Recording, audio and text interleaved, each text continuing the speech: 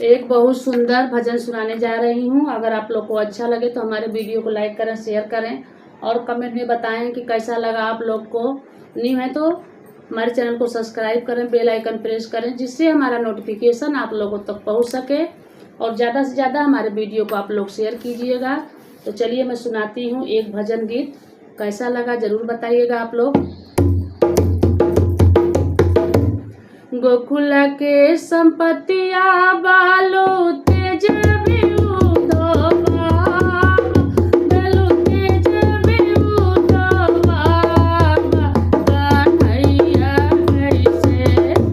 कन्हैया कैसे जब देव बाबा, कन्हैया कैसे जब देव बाबा, कन्हैया कैसे